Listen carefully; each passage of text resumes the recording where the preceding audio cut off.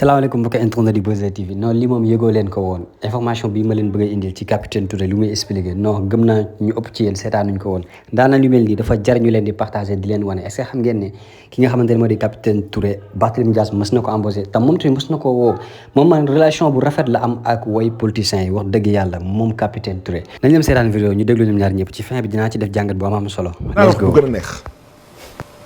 balaa may embauché Guy Marius Sagna ak capitaine Touré ñu ma njëkkoon embauché suma biir cabinet mais dañ leen fay ils ont perçu déjà un salaire donc sur quelle base on les a payés ba ville de Dakar di exister ba tey musuñu laajte contrat de travail visé par l'inspection du travail man xam nga dañ ma ko laaj ma jël yëpp yóbbu inspection du travail toog di leen di seetaan munu leen génne argument pour wax lu tax mënuma embaucher capitaine Touré à ce poste mënu leen génne argument pour wax lu tax noo dama embaucher Guy Marius Sagna à ce poste mais je veux que les choses soient claires xam nga lu tax ma ne leen la confrontation elle est inévitable tey le conseil municipal wax bu gën a neex balaa may embaucher Guy Marius Sagna ak capitaine Touré ñu ma njëkkoon embaucher suma biir cabinet mais dañ leen fay ils ont perçu déjà un salaire donc sur quelle base on les a payés ba ville de Dakar di exister ba tey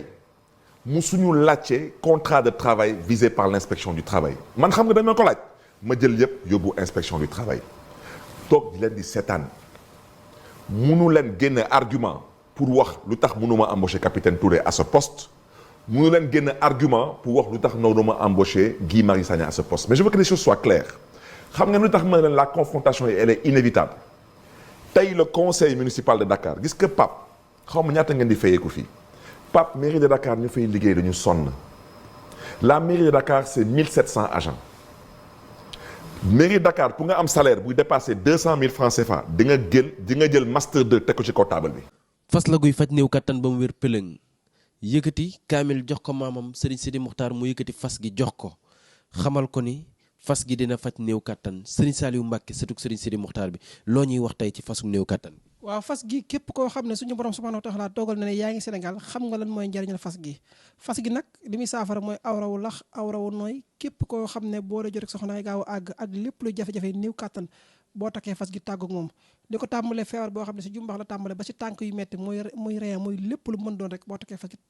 tàggoog moom fas gi nag la ma ko yàgg a waxee ñett ñoo xam ne bokkuñu bu ñëwee ne ma sëriñ bi la ñu waxoon ci fas gi gisuñu ko ma bàyyee joxe fas gi te fas gi nekk na loo xam ne lu ñu garanti la képp koo xam ne jëflante nañ incha allah rabbi sa xol dina sedd si néew kàttan jërëjëf ndonoy maam yi la ndax Serigne Sidi Mokhtar moo ko yëkkati teg ko ci loxom sëtam bu tedd bi di Serigne Saliou Mbacké lu ñu garanti lu ñu assuré lay doon te assurance ak garantie yaakaar naa moo gën leneen lu dul loolu jërëjëf Mbacké Balla Aïssa. exemple gis nga même dans l'armée gis nga avant pendant la colonisation ceux qui étaient des officiers c'était des blancs ceux qui étaient des sous-officiers c'était des africains et le blanc a créé un mythe boo xam ne quand on voyait un officier on avait peur quoi on pensait que c'était un dieu et c'est la même relation qui continue tey da ngay gis dans l'armée man je te donne un exemple quand je suis parti en France amoon nañu quand j'ai terminé quand on a terminé notre formation dañoo dem voyage d'études mais si voyage d'études bi moi ce que j'ai appris dès le premier jour bu ñu ñëwee di rang di lekk j'ai vu un général de brigade 2 étoiles di rang si ñu ginnaaw pour lekk quand il est entré il était assis avec des GAV des gendarmes adjoints volontaires koo xam ne bu dee Sénégal la tu ne signifies rien tu es le néant quoi ñooñu la lekkal bu ñu paree aussi j'ai vu un médecin militaire une femme un colonel son mari c'était un caporal donc mais je me suis dit que donc ñun ces gens nous ont c'est-à-dire dañu gomloo fële ay affaires yoo xam ne pour qu'on ne duñu noot alors que eux ici ils vivent comme des personnes imaginez-vous au Sénégal il y a une loi qui interdit le mariage entre un sous-officier et un officier alors que c'est 2 êtres humains. parce que dañuy jàpp ne kii moo ëpp grade. waaw alors que c'est 2 êtres humains mais ça c'est une continuité de l'esclavage moo tax pour ne la c'est que ñun pour ñu mën a dépasser lii yëpp parce que gis nga dans l'armée même quand tu es ami à un sous-officier on te dit que tu es faible wala regarde-moi la garde à vue là ñu simmi ñi di leen teg c'est-à-dire moi j'étais là-bas c'est-à-dire bu ma la ko waxee tey da ngay ne bu ko waxee foofu mais un capitaine ou un lieutenant même un commandant tu dénonces ces choses dans l'armée mais on te met à l'écart pour toute ta vie parce que on te dit que tu es faible quand tu as pitié de tes frères des Africains ngay wax africains yi ngay wax sa frère africain yi que kii li ngeen koy def baaxul jox leen ko yëre dañu naan mais lui il est faible parce que c'est comme ça qu'on nous a formés dañu formé parce que c'est comme ça que xam nga ñun nos maîtres c'était les blancs c'était eux nos maîtres. lu ñu doon def c'est loolu lañ jàng loolu lañ restituer. Alors que il faut que quelqu'un vienne il marque la rupture. Par exemple je donne l'exemple de ce qu'on a fait chez Hadjibou Soumaré mais c'est un ancien premier ministre nga jël ko xam nga Afrique fii d'abord pouvoir bi mythe la c'est dañuy naan yàlla mooy joxe nguur. mais tu prends un ancien premier ministre nga humilier ko ni teg ko garde bi. mais après mais bu demee après les gens c'est que les gens vont dire kon kii nit la comme ñun ñëpp donc moom aussi bu demee keneen ki aussi on le fera donc il faut qu'on apprenne à nous respecter ñun africains ñu xam ne ñun ay nit lañu c'est-à-dire que ces personnes qui sont gis nga man Barthélémy Dias xam nga tey c'est lui qui m'emploie un jour je l'ai convoqué parce qu'il y avait un problème à la corniche mais je l'ai auditionné normalement avec respect parce que c'est comme ça que j'ai fait avec tous les Sénégalais donc c'est ça. Le problème du maintien de l'ordre aussi c'est ça.